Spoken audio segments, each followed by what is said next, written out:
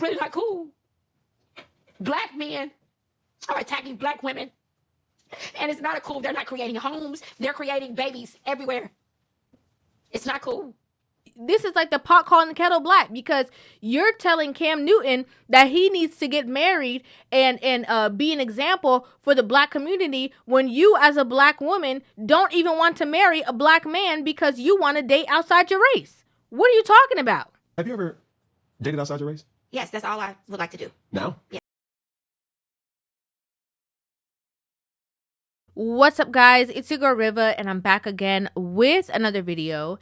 So I actually pulled in like a section out of the Cam Newton and K. Michelle interview, and I wanted to highlight a lot of this conversation, mainly because I don't know about anybody else, but me personally, I saw a lot of contradictions happening within the conversation that I wanted to mention. And so what I'm going to do is I'm just going to go ahead and press play, pause, play, give you guys my thoughts, my feelings, my opinions on this entire situation. And again, of course, if you do not know who K. Michelle is, she is an R&B singer, a country singer, as well as a reality TV personality. She was on the beginning seasons of Love and Hip Hop Atlanta. I'm not sure exactly what she was there to promote at this time, or if she was just there to have a conversation, but I'm going to go ahead and press play and we'll get into the whole conversation. Women are so mad and so bothered that when I told them that I was doing your show, they was like, light it up, tell his up, tell him the truth. So this, she's basically saying that basically the sisterhood sent her there with a mission. And the mission was to, humble him, check him, put him in his place, tell him his wrongdoings.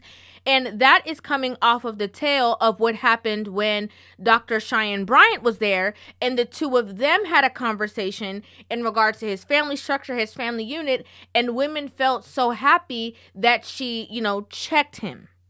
You're not taking your time. I am, though. You're being very action-based. You're not taking your time. You're being very action-based. I'm taking my time. You're being very action-based. You have 8 kids with 3 different women. Yes. You are creating, procreating, and multiplying. That is not taking your time. You're being very selectively active. So now, based off of that one particular situation, every woman that goes on there and is a black woman especially, they want those women to go up there and do the same exact thing that Dr. Cheyenne Bryant did. And if, the women do not do that, they are going to face, some kind of backlash from the sisterhood, from, black women on social media for not stepping up to the plate and handling business like they instructed them to do. People like your significant other. They liked her before y'all had become a couple. For sure.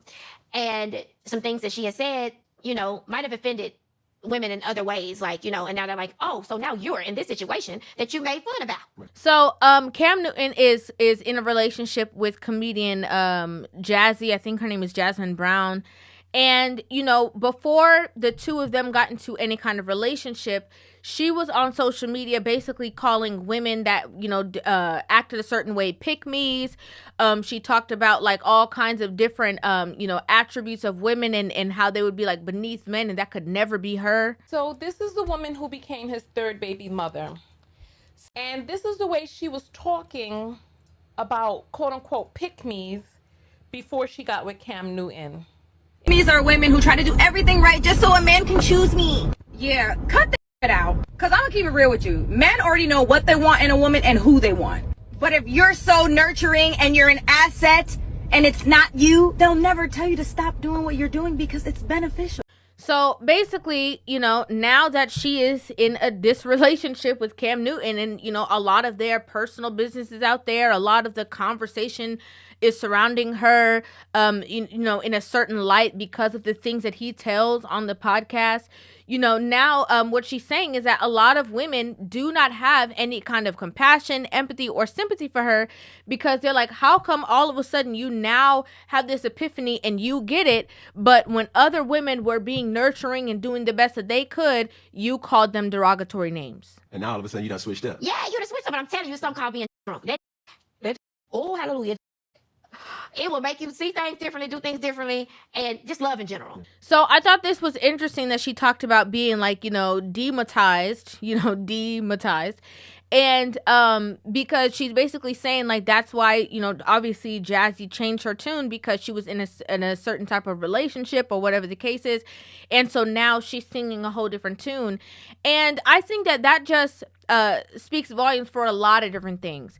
I say this all the time, especially here when I have conversations with you guys, that, you know, so often women talk about, oh, I would never make no man a sandwich. I would never. And some of the women who are the loudest at saying derogatory things about men, when they get into that right situation with a man, all of a sudden the blindfold comes off of their eyes and they are doing the most. Okay, the same way that they call other women pick me, they become the number one, pick me on the front line, hoping that this man will choose them. In my position, when you're the person everybody pulls from, your charging station for me has always been women. But that's why there's this thing and there's this balance. Like, you know, I'm the one in my family that takes care of everybody, all the family. When you come home, you want to be, like you said, your charging station. Here's something that I wanted to also mention for everyone in particular, but especially the women, is that sometimes you can be in a situation with a man and you are just that. You are a charging station. Now, charging station can be so many different ways. Some men get renewed by, having intimacy with a woman, unloading that pressure, unloading that stress, and walking away. You know, sometimes it's from having that compassion from their partner, their wife, their girlfriend, whatever, in that relationship. Like, there's so many different avenues that men release stress or find that comfort or charge within their relationship. And it's important to know the difference. Right? It's important to know that sometimes your body could be used in a way to release stress, but he doesn't actually have any kind of emotional connection with you or love with you. And so when K. Michelle is trying to put herself in that same position, I don't believe it's the same because, you know, as a woman, you want a man to pour into you, you know, speak life into you and admire you and love on you, hug you up, kiss you up. And sometimes for men, it's not that same thing. Okay, sometimes it is just going out there frivolously and finding women to, you know, take your mind, the pressure off of things and having intimate connections, but not emotional connections. So there's a vast difference. I think it's happening with women right now. Can we be honest about what women are dealing with? Yeah. Women are making more money than men. Mm-hmm. That's challenging. Yes, that challenges the if you're going to bring me hell and I can pay my own bills, it's not worth it. Now, this part of the conversation is when things started to pick up, right? And she talks about what women are going through. And the reason why I definitely wanted to emphasize that is because what are women, if women are making more money now, they have the ability to do more things. They have more freedom than they've ever had. Why would they be going through anything? Right? You should be at your leisure. You should be at a peaceful place because you're choosing to work. That's what you want to do. You're getting your just due from whatever work it is that you're doing. And so now you're at this comfortable space. You're not, operating out of lack. You're not operating out of misery or stress because you can't, afford to do certain things. But now with more freedom and more ability to choose, I found that it seems that more women have become more miserable in the relationship sector. And, it's so interesting that she said, these men are making less money. And so it's like, you're trying to tell me what to do and check me, but you're not paying any bills. So is it that it's the stress of, is it the problem that he's telling you something to do? Or is it that he's not having more money than you, so you feel that he doesn't have the authority to tell you what to do? Women, if you're going to bring me hell and I can pay my own bills, it's not worth it. Now, this is something that I definitely don't agree with, right? Because it's saying that, it's just the same narrative of, I'd rather be crying in the back of a Rolls Royce than, be crying with this man. Why are you crying? Like, in general, why are you crying? This narrative leads to the fact that, you're prioritizing finances, somebody who's able to pay your bills, somebody who's able to provide for you financially over somebody who's able to effectively communicate, somebody who's emotionally intelligent. Like, that whole narrative of I'd rather be crying in the back of a Rolls Royce. You'd rather be in a miserable situation as long as somebody is providing for you and paying your bills than being in a situation where the two of you are trying to effectively build something together and grow in that situation and in that dynamic, opposed to you being in that situation where you are, trying to pick up the pieces or trying to fix things. I've never agreed with the idea that finances comes before, a man's principles, a man's standards, a man's structures, his belief system, who you are, and a man's integrity. I don't agree. I see my parents who've been together forever. I get to witness a traditional, old school type of love.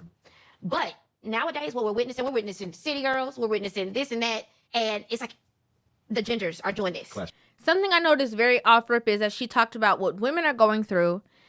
Then she said that she's witnessed, her parents being together. Now she talks about, the city girls and all of these things. And then she's saying that the genders are clashing. But where she took this conversation next was very interesting to me. Being in Nashville all this time, being in Atlanta all this time, and then going to Nashville, where it's predominantly white. One, they go home at 5 and 6 o'clock when they're producing, because they go home to their families. Being a country singer, if you are a singer in country music, you're a man. If you are not married, it is not respected. Let me give you my point of view on this. First of all, country music is basically very closely based off of Christian values, Christian standards, Christianity as a whole. Like, it's very like, you can't wear certain things to country music awards. You can't act a certain way. You can't say everything that it is that you want to say. Like, they will easily banish you outside the circle. Right? And so being that they have a strong foundation in that way, and they have all similar beliefs, of course you are going to get, family at the center, because they are going off of biblical values. When you are comparing that to a hip hop world where it's a it's not a one size fits all, it's you have these belief system, this belief system, that belief system. It's definitely not centered around, love, family, whatever. But there's so many other genres that you can also speak on. But using the worst of a certain genre to compare to a wholesome, culture, it's almost like comparing, I could see if she compared country music and like gospel music, or country music and like, different kind. But you're comparing a genre that is made up of the same city girls that you were just talking about, degrading themselves. Family is respected in country music in that space. But in our space, we are singing about side chicks. We are glorifying a lot of women. That's not what happens in Nashville. You can't call a woman in Nashville because they'll never even listen to your music, and your professional career will suffer. Yeah, but also you're not going to hear those women calling themselves that. You're not going to hear those women calling themselves that in terms of endearment. So as much as you're putting the onus on the man, women are also aiding to that within our community and within our culture. They think it's cool to call each other, oh, what up, B? What up, H? What up? Like, they look at that as terms of endearment for themselves. So to then, try to say that men can't say it when women are calling themselves that, oh, yeah, I'm the B, I'm the baddest B. Like, what are you talking about, really? It's completely different worlds with completely different backgrounds, completely different struggles, completely different history. At what point in the Black community do our men create real homes? Now, this is the part where she's starting to put on her, Cheyenne Bryant cape. She's starting to now do what she was instructed to do when she got there, which is, like I said, check him and call out Black men for the negative things that they're doing for the community, while in the same tone simultaneously praising the fact that white men don't do these things. So let's just press play, and you guys are going to see where I'm coming from in terms of contradiction. And even talking, just our first time talking, and you said you didn't even mean for that to happen. Life happens. I'm not here to judge life. I'm looking at a successful Black man that has the ability to literally turn the narrative on Black family. I got to say something and be honest. And I just feel that you cannot force people into a narrative that they don't want to be in. The worst thing you can do is force a man who does not want to be married to marry somebody. Because every time they have a hiccup, a problem, an issue, that resentment is going to build. Okay? It is not Cam Newton's job to be the representative of families, structure, and marriage for the Black community. There are so many men who are showing it. But the problem is that the men who are showcasing their wives, their relationships, it goes in one ear and out the other. But why try to force a narrative onto somebody who clearly is not at the space that he wants that? And we have to stop taking all responsibility off of him and also realize that there are women who are sitting around and participating in whatever the situation is that he has also been a part of creating. My whole family, they're married. I'm not the girl who didn't see what a man creating a black family is supposed to be. So I'm asking right now, black men to really step up for black women and create families. She just said that black women were making the most money. Black women are in these spaces. Black women are now becoming the city girls. Black women don't want to be told nothing because they can pay their own bills. You know, black women do not want to comply. And now she is telling this man, or telling all black men, that they need to step in the gap for black women and basically bow down to them and give them what they so much deserve, even though these same black women are not willing to do the work. These same city girls, these same girls that's making so much money, these same girls who don't want to be submissive, these same girls who are unwilling to comply. She's crying and begging them to step up to the plate. I feel like this would have been such a stronger conversation. Maybe not as viral, but stronger conversation if she said to black women, hey, this your counterpart. You got it. Not because you're making so much money means that, you know, you're the ruler of the house and you got to dictate what goes and what doesn't go. No. We still have, you know, a certain hierarchy in a home. We still have certain values and morals. Because even if, you know, it's Faith Hill and she's making way more money than Tim McGraw. I don't think that's a possibility, but let's say, for instance, she is. She's not going to be walking around telling him what he got to do and what he can't do, and he got to do this and he better do that. She's not going to do that. So we need to have those same kind of conversations within our own community. It's really not cool. Black men are attacking black women. And it's not cool. They're not creating homes. They're creating babies everywhere. It's not cool. Again, how is it an attack when these women are willing participants? Okay? Again, way more impactful conversation with the woman who is in charge. Okay? She is, you know, subletting her womb to these men's children. Way more impactful conversation when you say women control your womb. If you don't see any kind of certain commitment, if you don't see any kind of structure, whatever, you need to control your womb. Do not give this man a child and make yourself vulnerable in a way that he can just pick up, move, choose, refuse if he wants to. Make sure there is some kind of something in place that you know that he is here for the long haul with you. I'm not saying that both parties are not to blame, right? Obviously, he know what he doing and she know what she doing. They're grown people, but who is in control of who gets to make it to Earthside and is born in the world? It is the woman. If you're not on birth control, if you're not using any kind of ramification to stop whatever situation, you are also a part of the problem. You are not a victim.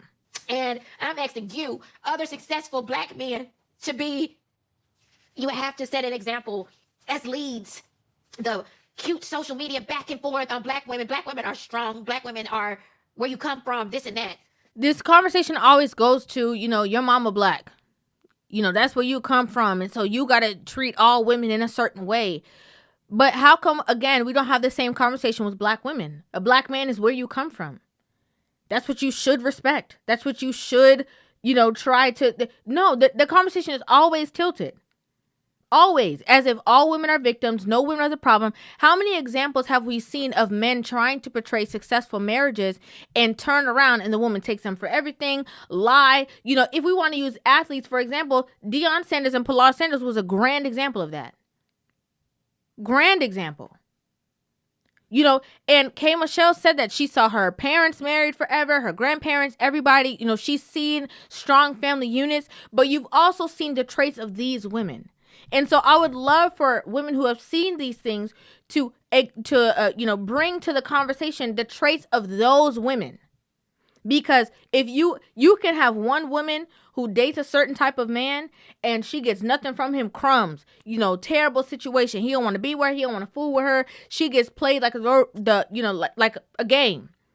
And then you have another woman who deals with that same kind of man, gets different results. Because a man is feeding off of what you're bringing to the situation. If you seem like you just gonna play around, you down for anything, you the cool girl and everything goes, that's what you're gonna get. If you step to the situation as a wife, you're going to get treated like one. And if he doesn't treat you like one, that's a him problem. You move on, you keep acting like that, somebody's gonna marry you. Probably isn't any sympathy for you and just life happening, because there's so many other things around you going on that are not fair to Black women. What is going on with the Black family? What's interesting to me is that, she has so much, talking about the Black family and the dismantling of the Black family.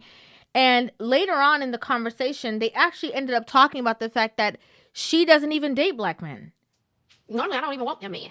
And I've always dated outside of my race. White men love me. Her preference is not dating Black men. Her preference is dating white men.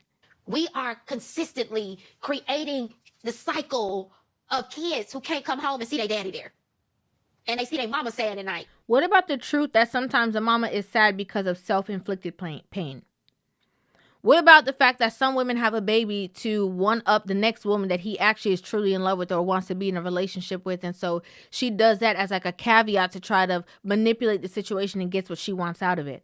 What about the women who, drive the man away because of their unhealed traumas or their inability to, check themselves, respect people around them, and deal with a man effectively in the way that he should be treated. And so now when he decides that he no longer wants to take it, now she's the victim. Like, we have to, there's way more than one scenario. There's not one situation where these men are all trash, they're horrible, they're horrible at being good parents and raising these kids, and they don't love their kids, and so they run away. There's so many more layers to that conversation. Too many.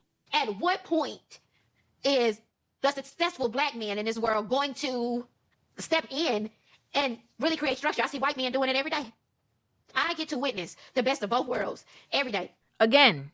You see it again. She started off talking about in Nashville how, the white men do it. They prioritize their family and their children. Then she talked about, again, how come Black men, create these situations and, white men don't do it. So how come we do it? And then she said it again. At what point do the successful Black men build Black families? We ain't gonna ever have a Black family if y'all don't do it. We're never gonna have it. It's just not gonna happen.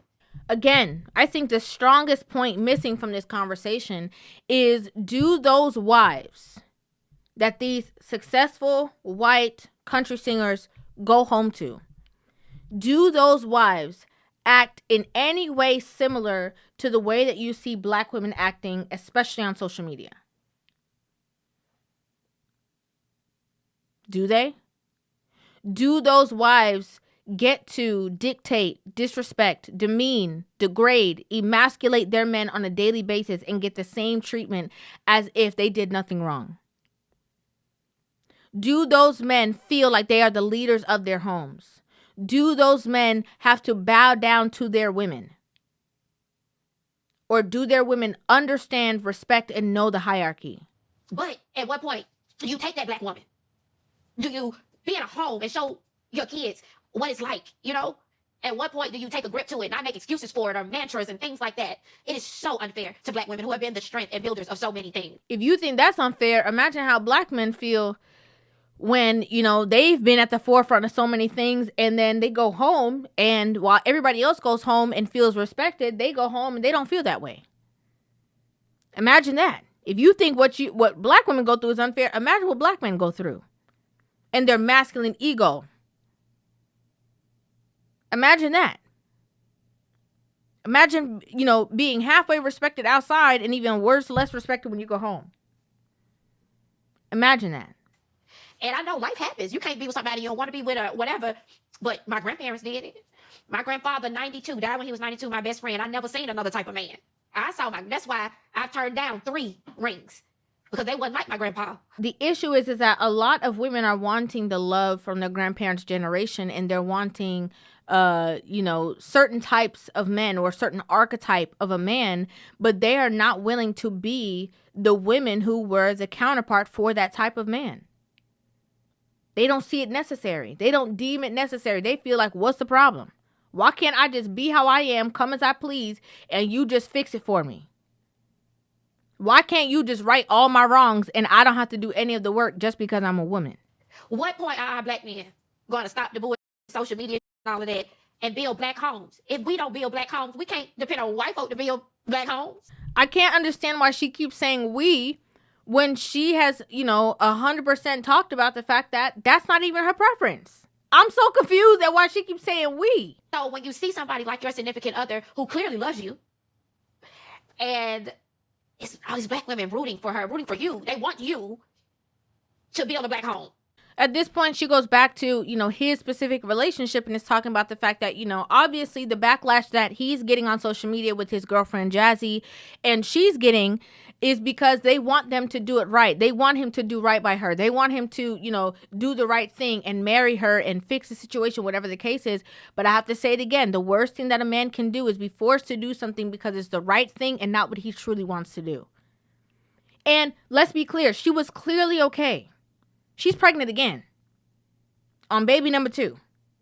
She's clearly been okay with whatever the situation is, and maybe just now probably wants a different outcome. But if you were okay with this from the beginning, it's very hard to now change your tune and say, I don't want to do that anymore. Just their anger. They don't know you. They can't judge you for anything else. They want you being who you are, being attractive, being successful. They want you to take hold and solidify and build a black home. That's not saying you're not taking care of the kids you have, because clearly you are, and you love your kids. Taking care of your kids and building a home is two different things. She got back in her Cheyenne Bryant bag. Taking care of your kids and building a home is two different things. I'm pretty sure he's well aware of that. I'm pretty sure he knows what the situation is. He's talked about it before, where the situation with the woman that he was with before, he is not that person. Okay? He's not. Not that he can't be, not that he can't choose to tomorrow. But again, it is not his one responsibility to do something. There's so many different examples out there.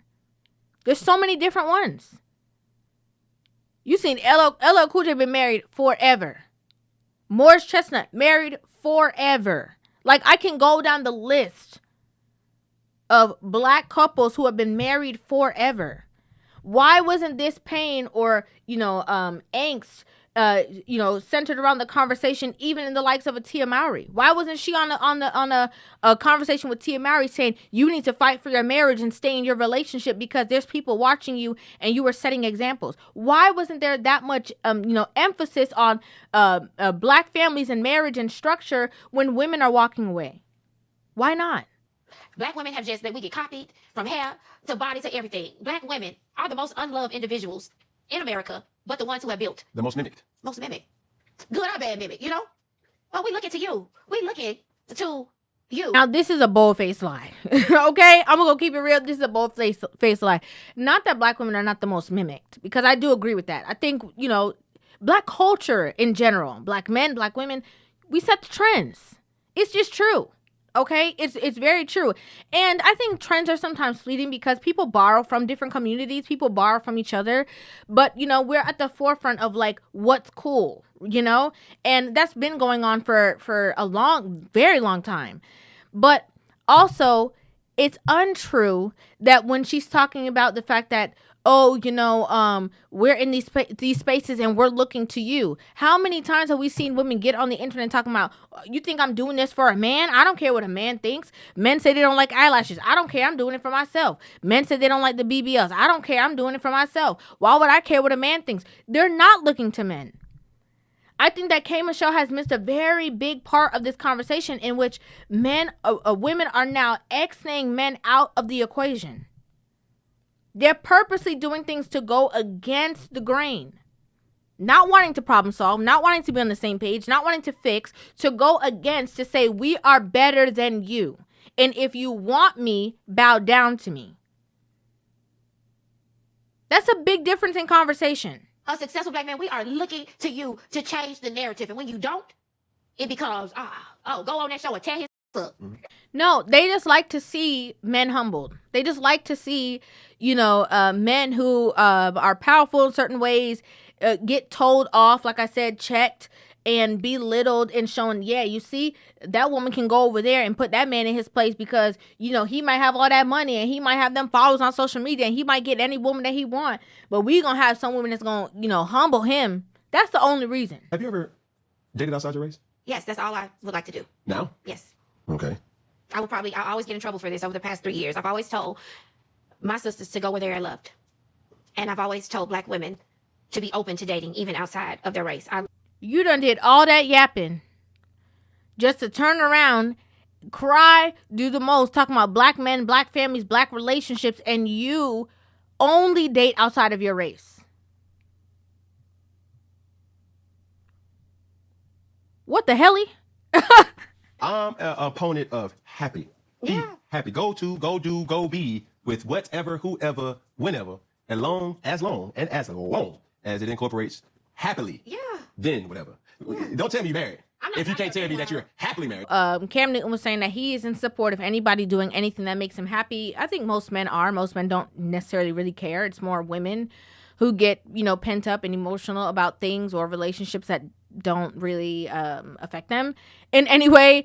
And, he was saying that even in marriages, people get into relationships just to be in a relationship, but don't tell him that you're, in a relationship or married if there's not happy, if you're not happily married. And I think that that's actually, I have a different perspective because I think that in any situation in life, no matter what you're going through, you're not always 100% going to be happy all the time.